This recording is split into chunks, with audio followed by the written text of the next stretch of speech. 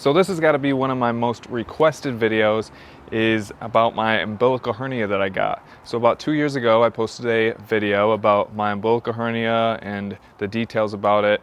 And I figured I'd make this video because I'm leaning down for a Australia trip. I got a fitness gig out there, and you can actually see my umbilical hernia now because my body fat's a little bit lower. So I'm going to get into how it's been for the past 2 years, and I've got great news, guys. It really hasn't given me too much issue, and I think a big part of that is what I've been able to do to kind of prevent it from growing. So if any of you guys have an umbilical hernia, or you feel like a bump on your belly button and it might be an umbilical hernia, this video is going to go over what you guys can do to prevent it from growing. Because when I first discovered it, I was like, oh shit, this is going to suck. I'm going to be out for like 4 months in recovery. I got to pay for a crazy surgery and all this stuff. But I decided to not get the surgery, and I've been doing things that I think really helped it out with not growing too much, because it has grown a little bit in the course of 2 years, but really not too much at all. You can't even see it unless I kind of move my skin up. So I'd say the number one thing is to not overeat. If anyone knows about overeating, it's your boy. I eat so freaking much when I'm not on a diet, when I'm, having a cheat meal or whatever.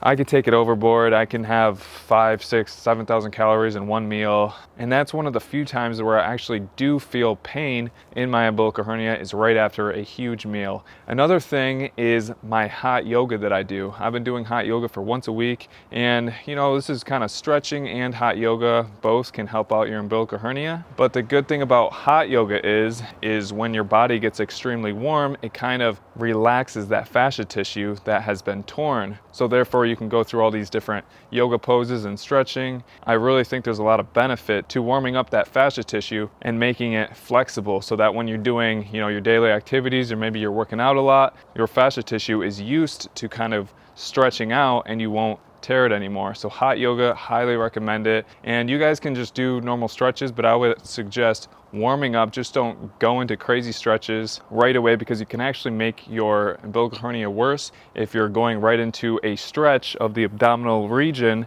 and you're just doing it cold. So warm up before you do any stretches. And number 3 is inverting the body. In the hot yoga class I actually do an inversion every time, and that's about once a week. But I actually bought an inversion table and I hang upside down, and that's supposed to really help out hernias. I try to hang upside down for at least 5 minutes a day, and I just think it's good for overall health, just kind of stretching out the back, decompressing the spine. And also I think that's a big reason why my umbilical hernia hasn't gotten any worse.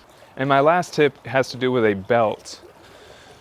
So this is a belt that I use. I'm actually gonna tell you guys, make sure when you use a weightlifting belt that the center of the hernia is in the belt. So this front is kind of skinny here.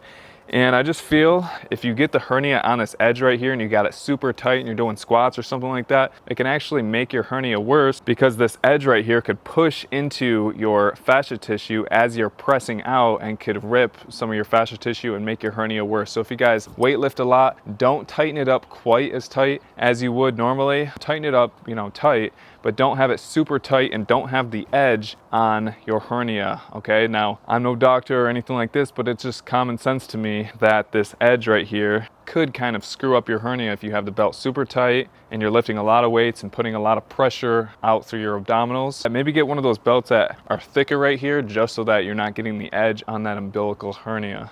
So that's really it, guys. I wanted to make this video to kind of ease some of your guys' minds. I went through a lot of the comments in my other umbilical hernia videos, and there's so many people that have discovered they got umbilical hernia. It's very common for athletes and anybody working out in the gym exploding to tear that fascia tissue, because it's a naturally weak part of the body from, when your umbilical cord was there and they cut it, and lots of times that fascia tissue isn't the strongest and it can be compromised just with a little bit of pressure. So don't freak out if you have one, it's gonna be all right. And if you like this video, give it a thumbs up, leave some comments down below. All your comments and thumbs ups really helps out the channel, it boosts the engagement. And subscribe to the channel if you haven't already. This channel is about fitness, my Jeep, and my dog. And lots of times I just throw up random content and what I've been doing.